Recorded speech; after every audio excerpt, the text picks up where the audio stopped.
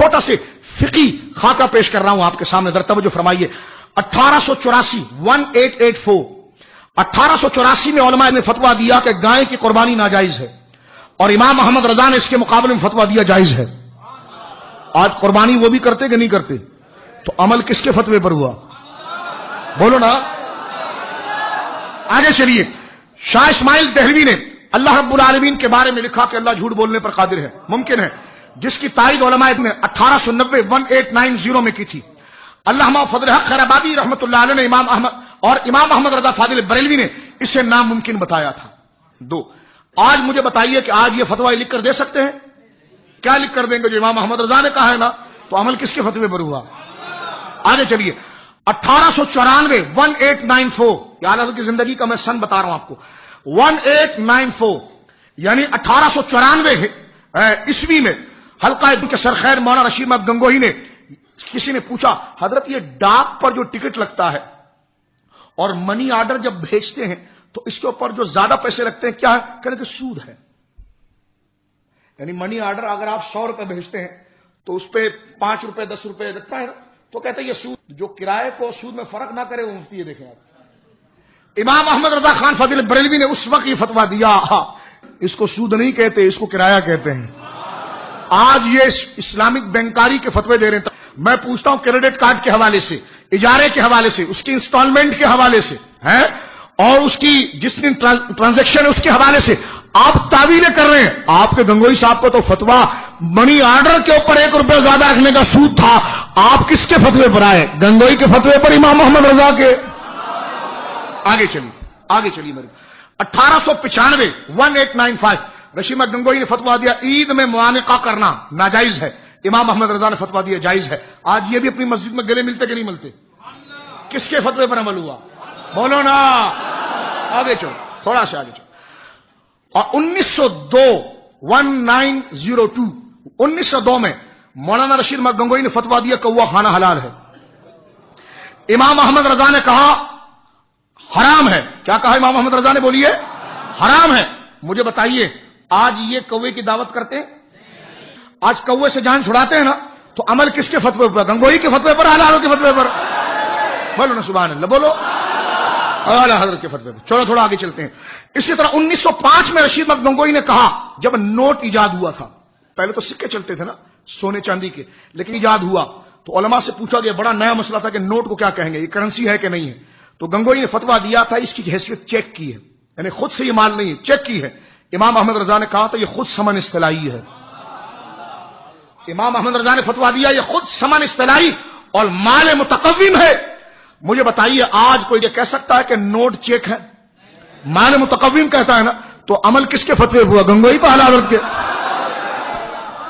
چلیں آگے۔ 1913 میں علماء فرنگی محل اور علماء دیوبند مسجد کی وقف زمین پر سڑک بنانے کا فتویٰ دیا تھا، اور امام احمد رضا نے نہ بنانے کا فتویٰ دیا تھا۔ تو کس کے فتوے پر عمل ہوا؟ کے مسئلے پر ہی اعلیٰ حضرت کے۔ بولو نا یار، اعلیٰ۔ تھوڑا آگے چلیں۔ اسی طرح 1918 کے اندر حکیم الامت جس کو یہ کہتے ہیں جناب مولانا اشرف علی تھانوی صاحب، ان کے ایک شاگرد مولانا حسن نظامی ثانی، انہوں نے لکھا تھا کہ مشائخ طریقت کو سجدہ تعظیمی جائز ہے، اور امام محمد رضا نے کہا تھا ناجائز ہے۔ آج یہ فتویٰ دے سکتے ہیں؟ فتویٰ دیں گے نا، تو عمل کس کے فتوے پر ہوا؟ اچھا آگے چلیں۔ 1919 میں علماء نے ہندوستان کو دارالحرب کہا تھا، اور اعلیٰ حضرت فاضل بریلوی رحمۃ اللہ علیہ نے اس کو دارالاسلام کہا تھا۔ کیا کہا تھا؟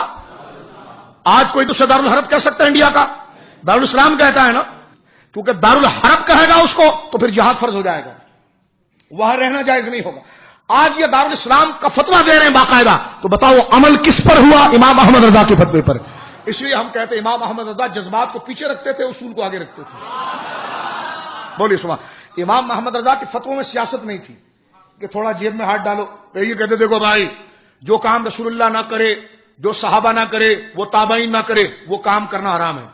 جو کام رسول اللہ نے نہ کیا ہو، دیکھو تم میلاد کرتے ہو، اب یہ بڑی لمبی کہانی، بہت لمبی فہرست بناتے ہیں ڈاکٹر کی طرح، یہ بھی میڈیکل اسٹور، یہ ہمارے لیبورٹری سے آپ چیک اپ کرائیں۔ ارے حضرت پیٹ خراب ہے، تم نے دماغ کا بھی ایکس رے لکھ کر دیکھا، گزارا کیسے ہوگا؟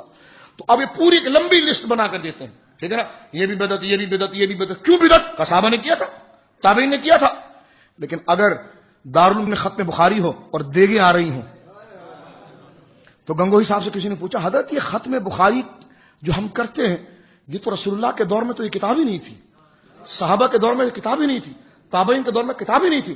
اب پوچھا گیا حضرت یہ تو بخاری کے بعد آپ یہ کھلا رہے ہیں سب کو، تو بخاری تو حضور کے دور میں بھی نہیں تھی، نہ مسلم تھی اور نہ صحابہ کے دور میں، تابعین کے دور میں تھی، تو یہ قرون ثلاثہ میں تو تینوں چیزیں نہیں تھی، یہ بدعت نہیں ہے؟ کہ نہیں یہ بدعت نہیں ہے، ہر نیک کام کے بعد دعا کر لینی چاہیے. تو میں نے کہا کیوں سنت نیا کام اچھا نیک کام نہیں؟ نماز جنازہ کے بعد دعا کرنا یہ کیا کوئی نیک کام نہیں ہے؟ ملا شریف فاتحہ کھانا سامنے رکھ کر یہ ساری نیک کام نہیں ہے؟ تو یہ سب آرام ہو گئے. اور جناب خود کی دیکھ کی بات آئی تو صحابہ کے دور میں بھلے نہ ہوا لیکن کہتے ہیں یار اب رہنے دو نا، اب اتنے بھی سختی نہیں کرو.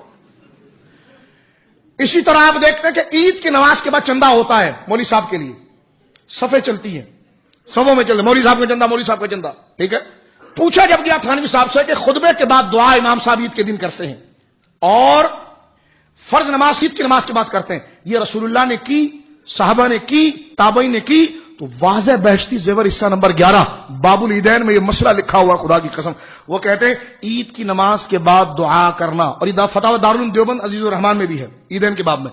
کہتے ہیں عید کے بعد اصول تو یہ تھا بدعت کا جو کام رسول اللہ کے دور میں نہ ہوا ہو، صحابہ کے دور میں نہ ہو، تابعین کے دور میں نہ ہو، تم بڑے گندے ہو، تم بڑے بدعتی ہو، وہ کام کرتے جو صحابہ نے نہیں کیا. ہم نے کہا حضرت تو آپ کو فرشتے ہیں، آپ نے کیا کیا؟ آپ نے کیا کیا ذرا کر کے بتائیے. کہ جناب عید کی نماز کے بعد جھولی چلتی ہے نا، تو جتنی لمبی دعا ہوگی اتنی زیادہ صفحے ٹرکے گی. تو تھانوی صاحب کہتے ہیں عید کی نماز کے بعد دعا نہ رسول اللہ نے کی، بہشتی زیور حصہ 11 عیدین کے، نہ رسول اللہ نے کی، نہ صحابہ نے کی، نہ تابعین نے کی. لیکن ہر نیک کام کے بعد اور نیک کام کے بعد اگر دعا کر لی جائے تو یہ بھی مسنون ہے. میں نے کہا یہ قاعدہ میلاد پر کیوں نہیں لگاتے آپ؟ اور آپ دیکھیں نا یہ اصول ٹوٹ گیا نا، اصول تو خود توڑ دیا آپ نے. اب بدعت بدعت بدعت بدعت، کیا بدعت؟ میٹھا میٹھا ہپ ہپ کڑوا کڑوا تھو تھو. اور کسی نے پوچھا قاسم نانوتوی صاحب سے کہ یہ حضور نے فرمایا من احدث فی امرنا ھذا ما لیس منہ فہو رد، کہ جو ہمارے دین میں نیا کام نکالے وہ مردود ہے. تو کہنے کہ ہاں صحیح بات ہے، کیا غلط ہے؟ کہا حضور یہ ہمارا مدرسہ تو حضور کے دور میں نہیں تھا، اور یہ 7 پیریڈ لگتے ہیں، 40 منٹ کا 1 گھنٹہ ہوتا ہے، 1 پیریڈ ہوتا ہے، پہلے حدیث پہلے تفسیر پھر حدیث پھر فقہ پھر یہ گھنٹے تو نہیں لگتے تھے، تو یہ احداث فی الدین نہیں ہے؟ کہ لیکن نہیں بیٹا یہ احداث للدین ہے. دیکھو جب اپنا مسئلہ آیا تو کیسا لفظ بدلا ہے.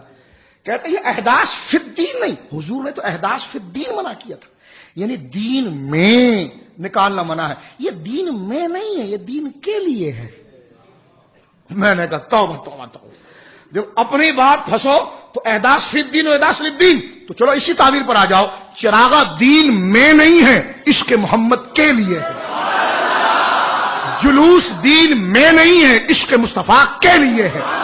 دین میں عشق مصطفیٰ ہے اور یہ عشق مصطفیٰ کے لیے ہے. اس پر صلاح کر لو، بات ختم ہو جاتی ہے. اب میرے دوستو آخری جملے آپ سنیے اور گفتگو کو ہم ختم کرتے ہیں. امام احمد رضا خان فاضل بریلوی نور اللہ مرقدہ، میں نے سارا دور آپ کے سامنے عرض کیا.